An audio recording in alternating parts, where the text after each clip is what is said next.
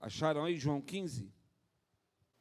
Então vamos lá, o versículo 1, todos juntos, por favor. João 15, versículo 1, todos juntos. Quem achou, diga amém. Então vamos lá, bem forte. Eu sou a videira, o meu pai, todo ramo que estando em mim não der fruto, ele e todo o que dá fruto, limpa, para que produza fruto ainda. Vamos no 5. Vamos lá? Eu sou a videira, vós os ramos. Quem? E eu, esse dá muito, porque nada podeis fazer. Amém, queridos? Nós falamos semana passada, começamos a separar, é importante como Jesus, na comunicação do Evangelho, ele, se você ler os 4 Evangelhos, ele revela a si o Pai, né? A verdadeira natureza do Pai, porque, não obstante, muitos daqueles homens que foram interlocutores de Jesus, ouvindo a palavra, tendo contato com os textos, quer dos profetas, do Pentateuco, eles ainda assim não conseguiam distinguir em Jesus o Messias, o Cristo prometido. E se é verdade o que nós acabamos de ler, Jesus diz: sem mim nada podeis fazer, sem mim nada. E o que é nada? Nada é nada. Não há atividade humana, não há ação humana que se possa fazer sem a intervenção e a direção de Deus, de Jesus. E nós falamos da figura que Jesus coloca aqui, algumas figuras para identificar o Pai, o Filho e os ramos. O Pai é o agricultor. Então, nós falamos sobre o Pai e o agricultor. Hoje, queremos falar sobre a videira. Falar um pouco sobre a videira, porque é muito extenso. A videira quem é? A videira é Jesus. Amém? Tá fácil aí, irmãos. O treinamento, nessa parte, todo mundo vai tirar 10. Por quê? Porque tá fácil. A videira é Jesus. É Cristo. A videira é uma espécie de uma árvore, a videira da uva, o fruto da uva, né? Ou fruto da videira, a uva, ela é sui generis, pela sua doçura, pela sua beleza, pela sua cor, e o seu fruto ser um fruto ele é um fruto único, como é uma manga, como é um abacate. O fruto da uva é composto de vários gominhos, de várias frutas, de várias uvas.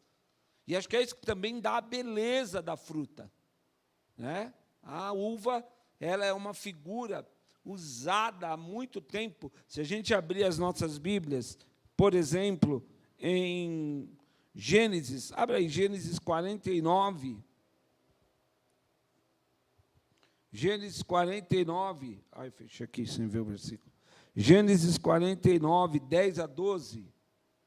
Mas Gênesis 49, 12 são as bênçãos de Jacó sobre os seus filhos, antes de ele morrer. Gênesis 49, 10. Acharam? Diz assim, é a bênção agora sobre o filho Judá. O filho Judá. O cetro não se arredará de Judá, nem o bastão de entre os seus pés, até que venha Siló, e a ele obedecerão os povos. Ele amarrará o seu jumentinho à vide, e o filho da sua jumenta à videira mais excelente. Lavará suas vestes no vinho e a sua capa em sangue de uva. Oh, beleza! Só que aqui, cuidado, né? Aqui tem uma interpretação boa e uma de julgamento. Amém? Então, mas é uma figura interessante, porque da onde vem Jesus? Vem da linhagem da tribo de Judá. E tinha como marca, como bênção da sua prosperidade ou da sua caminhada, a marca da videira, de um lagar, de um vinho que se estenderia e que todos beberiam dele. E nós já sabemos que o próprio Jesus se identifica, ele fala, eu sou a videira. Em outros textos ele vai dizer, ninguém põe vinho novo em odres velhos. Ele é o vinho novo. Mas era o vinho que os seus interlocutores religiosos rejeitavam. E agora Jesus com os seus discípulos diz, eu sou a videira, e sou a videira verdadeira. Há muitas, hoje, eu quero, no tempo que nós estivermos aqui, fazer afirmações. E são muitas. Jesus é a árvore especial e única em meio a toda a criação de Deus. Lá em Apocalipse 22, no final de todas as coisas, ele está identificado como a árvore plantada no jardim, que dá 12 frutos, um para cada a estação do ano. Jesus é demonstrado como esta videira que resiste ainda em meio à crise, ainda em meio à luta. Sempre vocês vão ver toda a destruição que Israel passa, toda a aniquilação geográfica, social, política, mas sempre ali os profetas diziam, vai ficar um renovo,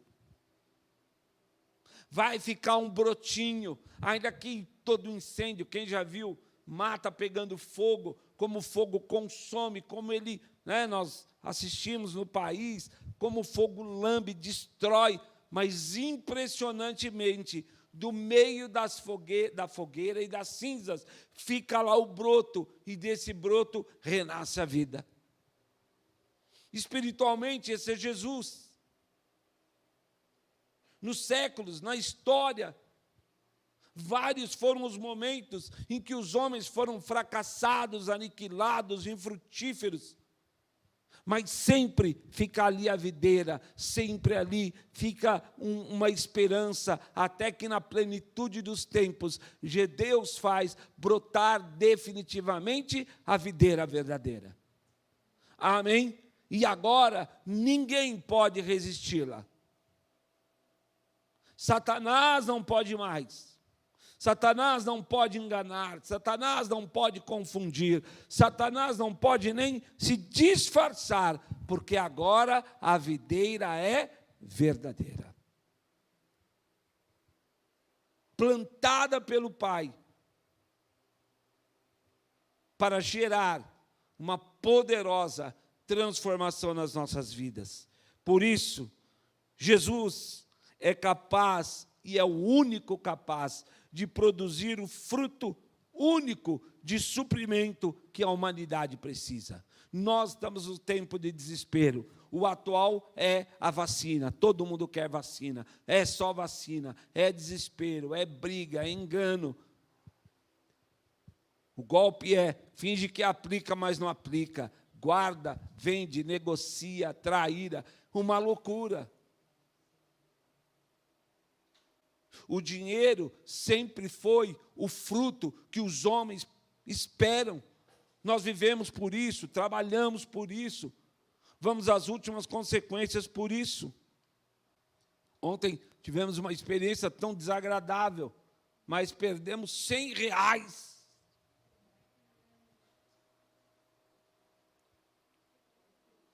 Muito revoltante. E você quer, na hora, já se armar, comprar uma bazuca, que custa 5.000, para recuperar uma de 100. Você quer ir na rede, porque nós pegamos a filmagem do cara. Eu tenho a filmagem, eu tenho a placa do cara, eu tenho o biotipo dele. Mas, claro, nós não fomos assaltados.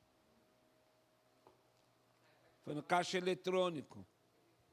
Fez todo o processo, saiu sem pegar o dinheiro.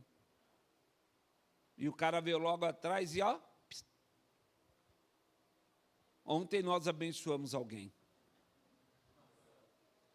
Ele se lascou. Ele se lascou, porque ele furtou. Mas nós ficamos doidos da cabeça. Jesus é o único fruto, mas já reparou como nós empreendemos a nossa força? Como a gente despende tudo que nós temos, nossa saúde, nossos valores. Jesus é o único fruto capaz de saciar a fome da humanidade. Jesus é o centro de toda a criação. Jesus é a chave para abrir todas as portas existentes, presentes, futuras, e as foi também no passado. Jesus, ele é a descrição maravilhosa e perfeita da videira. Mas eu quero ainda, nessa afirmação, nessa nossa meditação, que você abra a tua Bíblia em Colossenses, capítulo 1. Colossenses, capítulo 1. Gente, como eu recomendo, se você conseguir, leia esse mesmo texto na versão atualizada, que é o que nós comumente usamos, mas leia também na mensagem, na Bíblia a mensagem. E nós vamos agora aqui compreender as afirmações que o Espírito usa a Paulo para escrever. São tremendas e poderosas. Amém? A primeira e grande declaração está no 13:14, onde Paulo introduz num período e para uma igreja que vivia à sombra de uma seita, de um ensinamento mentiroso chamado gnosticismo, e que tentava anular a figura, essas figuras que eu estou dizendo, do Pai, da videira, e tentavam dizer que pelo conhecimento humano, pelo sacrifício humano, e que o Deus que é o Deus lá do velho não é o mesmo do novo, que o Deus do velho é um Deus mau, um Deus vingativo, mas o Deus novo em Cristo, esse sim. E essa era uma confusão tão grande. Por quê? Porque o desafio de Satanás, ontem, hoje e o será, até o dia que os seus joelhos se dobrarem ante a pessoa de Jesus, duvide, desacredite, questione, apague a figura de Jesus, porque se nós lemos e lemos a verdade, Jesus é o centro de toda a criação. Jesus é o centro de toda a criação. E quanto menos de Jesus tivermos impregnado em nós, então mais fácil será a tarefa de Satanás. A boa notícia, o nosso Jesus já gritou, está consumado na cruz do Calvário. Mas enquanto houver a vida nessa existência, neste plano, como alguns gostam de dizer, ele ainda assola. Com o quê? Com a dúvida. Obscurecendo, embaçando, tirando a percepção do real. Mas Paulo fala nesses textos e nesses versículos que nós vamos ler o que é verdadeiro. E eu te convido agora a prestar atenção no nosso treinamento, porque aqui está a chave do teu amplo, poderoso e maravilhoso resultado. Em compreender isso, em compreendermos isso. A primeira delas, verso 13 e 14. Ele, com letra maiúscula, já é de Cristo. Ele nos libertou do império das trevas e nos transportou para o reino do Filho do seu amor, no qual temos a redenção, a remissão dos pecados. Poderia ficar só aqui. Ele nos transportou. Amém, queridos? Aí no seu interior diga: ele me transportou. Não precisa falar não, irmão. Só não. Você não, eu e você, prestemos atenção nisso.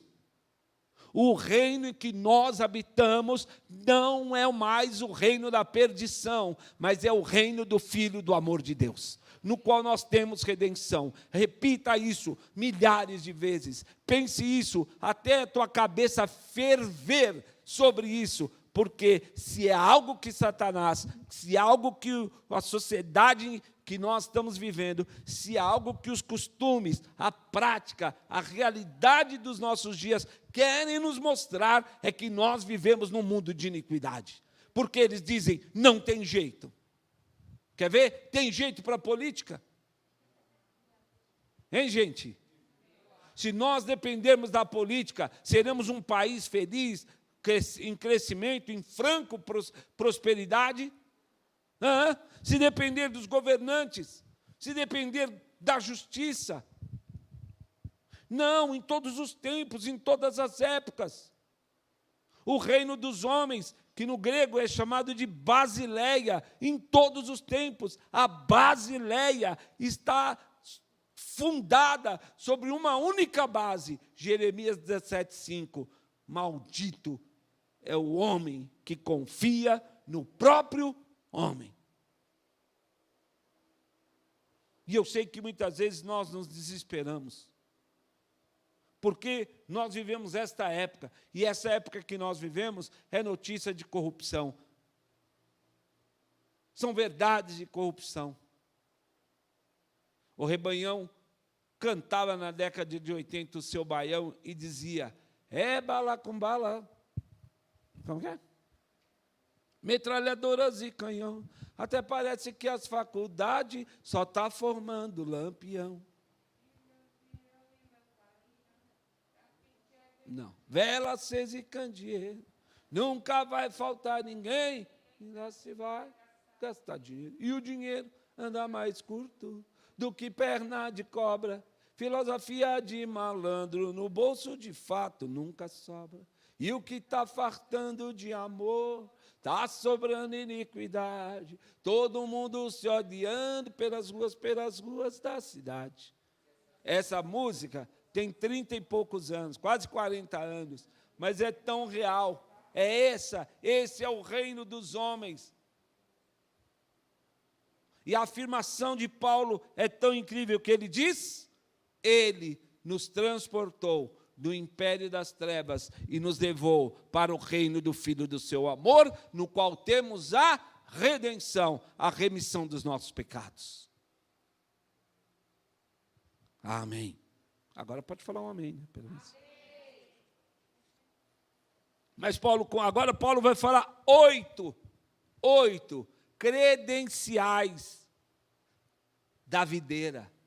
8 características da videira. Ele começa, versículo 15. Este é a imagem do Deus invisível. Amém? Quem é Jesus? Quem é a videira? Ele é a imagem do Deus invisível. Ele, na sua soberania, resolveu. Lá em Filipenses 2, Paulo complementa quando ele diz: ele se esvaziou da sua glória, se fez em forma de gente, habitou como carne, morreu a nossa morte, morreu para que nós tivéssemos vida. Quem é Jesus, querido? Ele é a imagem do Deus invisível. Nós, crentes, estamos acuados, medrosos, porque o reino desse tempo é mais forte em alguns aspectos, é mais ousado em outros aspectos, tem voz mais forte em outros pontos, mas a Bíblia diz que o nosso Jesus é a imagem do Deus invisível.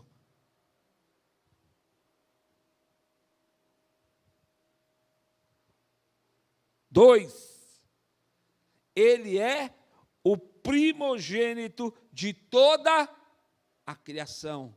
O mundo acha que o homem é o centro, que tudo foi criado em razão do homem, mas eu digo que tudo foi criado em razão do Filho, da videira, porque ele é o primogênito. Na lei mosaica, o primogênito tinha direito à porção dobrada. Outro dia, o Pedro invocava o seu direito de primogenitura e dizia: eu sou o primogênito e eu tenho direito ao dobro. E eu disse a ele: o seu direito já pereceu, porque o primogênito é Jesus.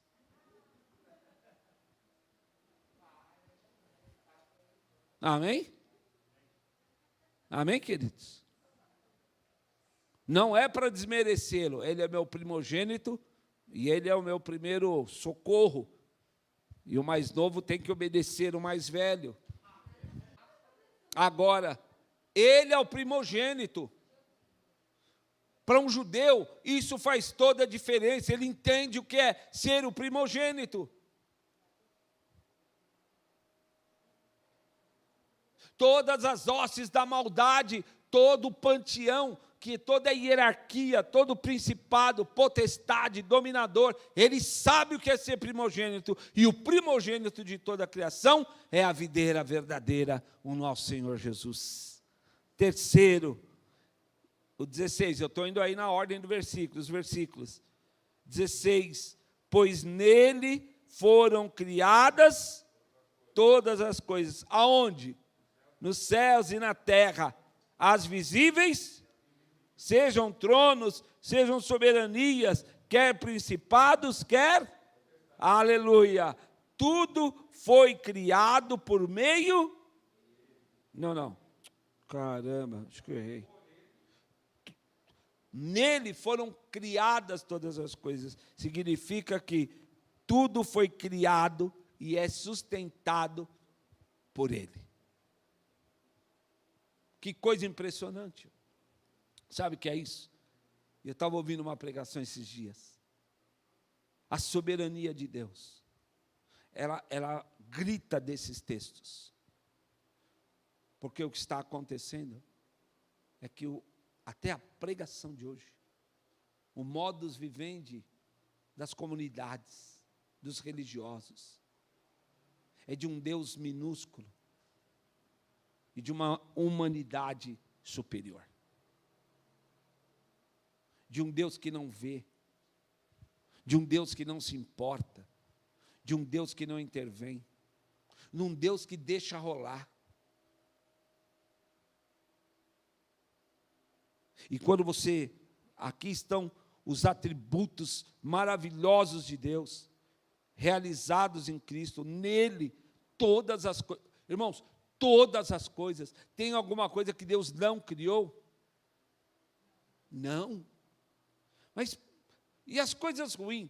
Todas as coisas.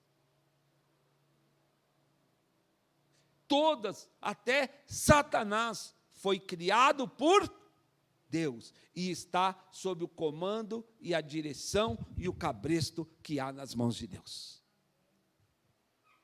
Amém, irmãos? Fica com medo, não. Quer dizer, fica um pouco, né?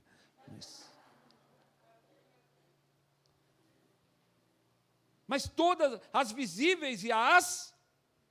Quem crê que há anjos do Senhor aqui? Todos nós estamos num santo lugar. Ai, meu Deus, essa música é... Me lembra da outra encadernação. Ai, me dá um tremelique. Mas há anjos, eu creio. Eles são uma outra classe. Deus os criou. Invisíveis. Mas, entre nós. Por nós. Ministradores de Deus a nosso respeito. Deus criou o que você vê e até o que você não vê. O que você pode tocar e o que você não pode tocar. Tudo foi criado por Ele. Amém? Vamos em frente. O 4, o 17. Ele é antes de todas as coisas. Queridos, Ele é antes de todas as coisas. O relato do Gênesis começa dizendo assim: no princípio a terra era sem forma e vazia, e o Espírito pairava sobre esse nada, que eu não sei o que é. Um dia me perguntaram: pastor, mas se já tinha água, aonde que a água estava? Eu não sei, cara. Ela estava lá. Mas Deus, a Trindade poderosa, a videira verdadeira, pelo comando da sua voz, dá forma e diz: haja forma, porção seca, porção molhada. Ele é antes de todas as coisas. Ele precede a todas as coisas. Ele é primeiro, ele é pré. Ele é antes, ele é antes. Ele é antes. Os reis dessa terra invocam para si o poderio, o governo, os bens. Ele é antes. Amém, queridos? Ele é antes. Ele é antes do fogo, Ele é antes da árvore, Ele é antes do computador, Ele é antes da minha e da tua vida. Ele é antes.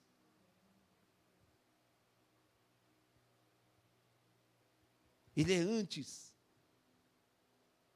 E nós sofremos demais pelo que vem depois.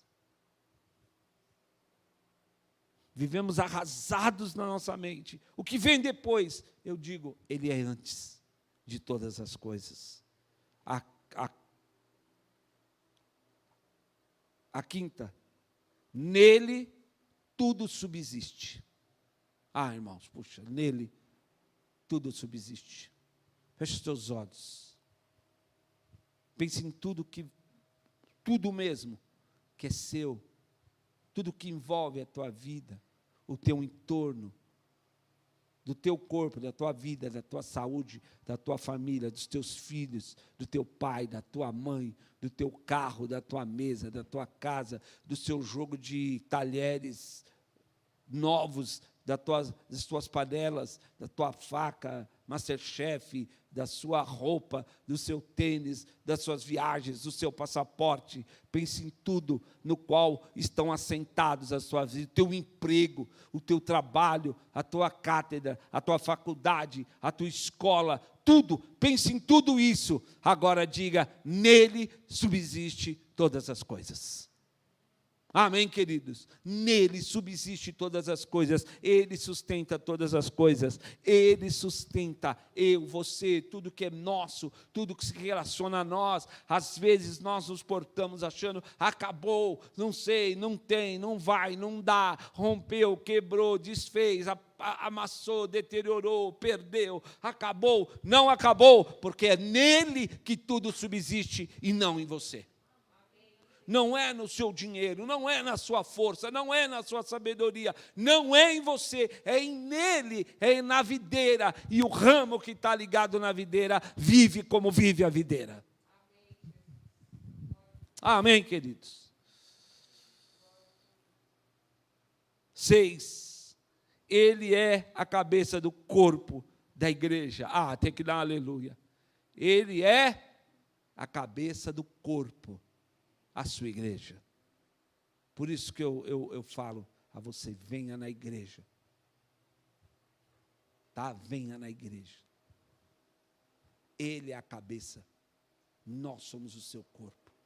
E a cabeça preserva o corpo. Amém? Nada foge do controle do Senhor. Mas começou o culto, recebemos uma notícia muito triste de um parente de uma amiga nossa que faleceu em razão da Covid. Meu Deus, é lamentável, é triste, mas Deus é soberano. A igreja,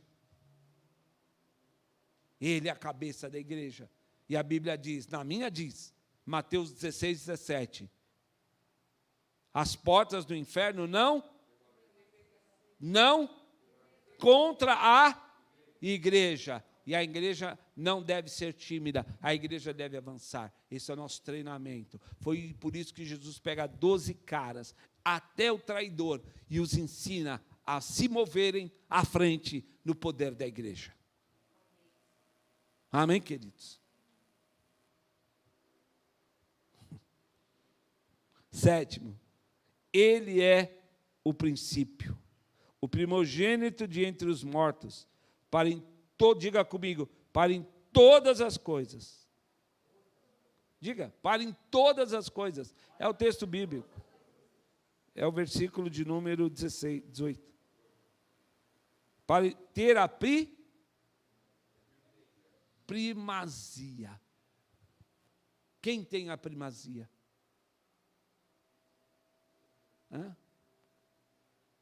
Jesus. Eu sou o segundo, no mínimo. Já parou para pensar? No mínimo você é o segundo. Porque o primeiro é Cristo. Isso é tão... Porque o que eu de fato identifico, a grande crise de fé que a nossa geração está passando. Que nós estamos vivendo.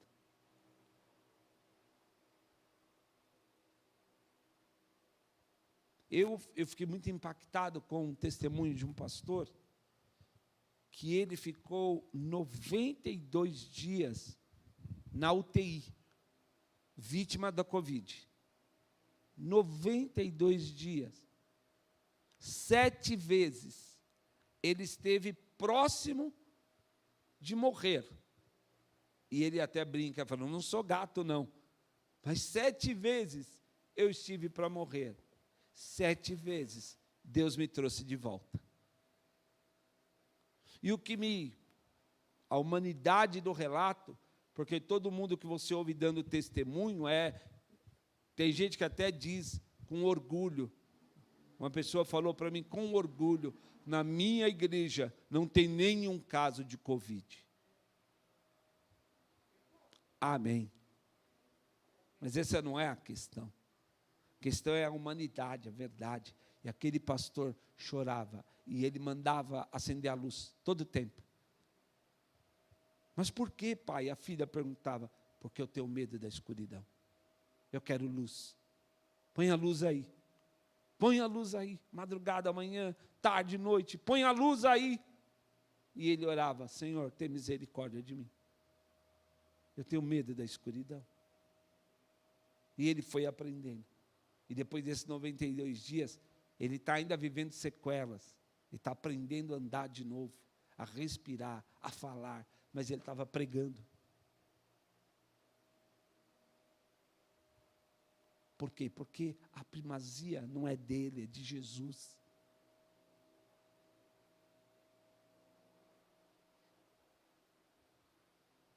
João diz, nós o amamos, porque ele nos amou primeiro.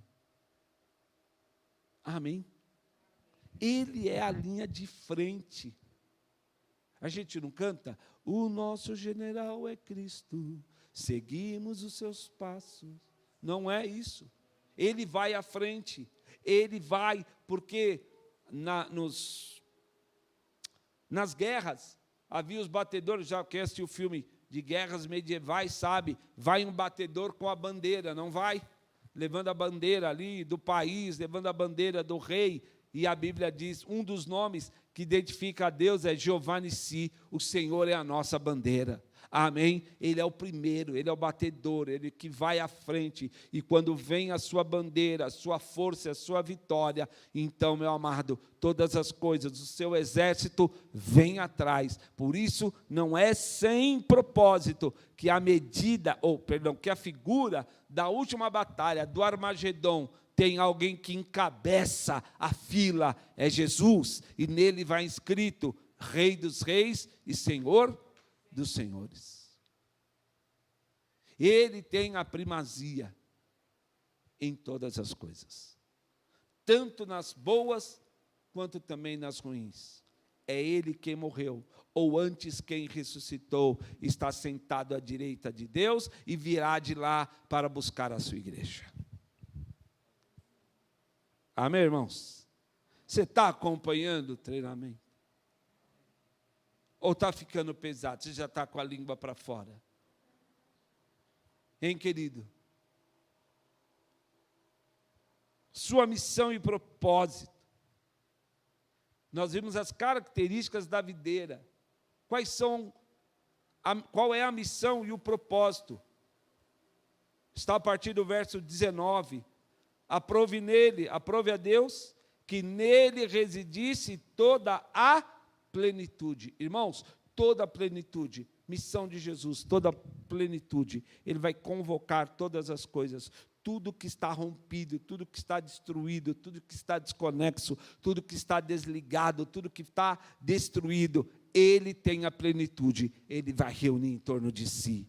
Segundo o propósito e missão, e que havendo feito paz pelo sangue da sua cruz, por meio dele. Aleluia, diga, eu tenho paz com Deus. Esse eu gosto de ouvir, é Romanos 5:1, você sabe, não repita frases aleatórias. Agora, eu tenho paz com Deus, essa é uma missão e é um propósito de Deus, reconciliar todas as coisas, e por meio da sua cruz, nos fazer paz. 3, reconciliar consigo mesmo todas as coisas, quer sobre a terra, quer nos céus. Meu Deus, que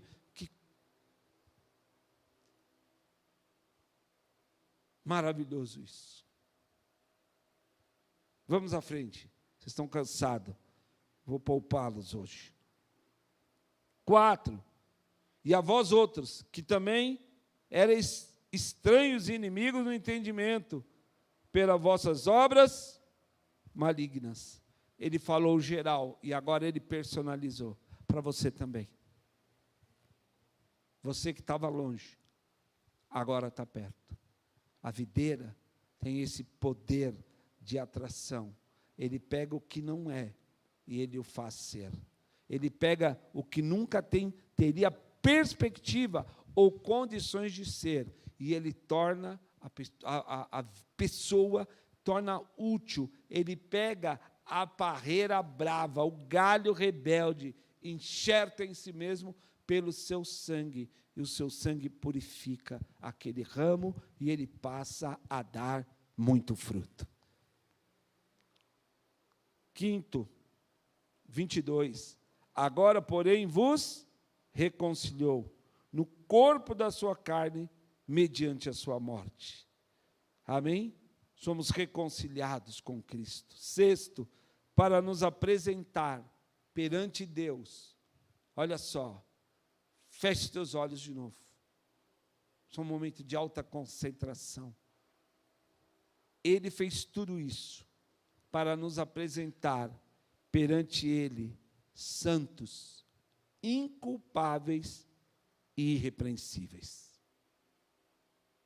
Santos, inculpáveis e irrepreensíveis. E por fim, já em conclusão, ter. Paulo diz, se é que permaneceres na fé, e firmes, não vos deixando afastar da esperança do evangelho que ouviste, e que foi pregado a toda a criatura debaixo do céu, e do qual eu, Paulo, me tornei ministro.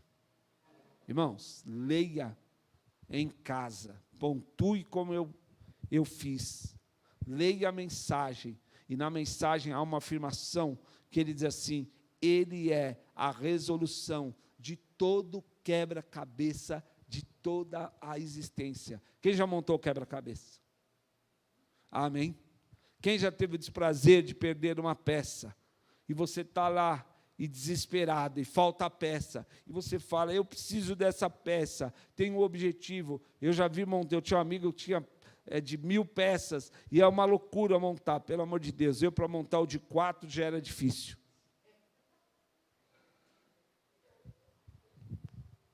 Jesus é a resposta para o quebra-cabeça da minha vida.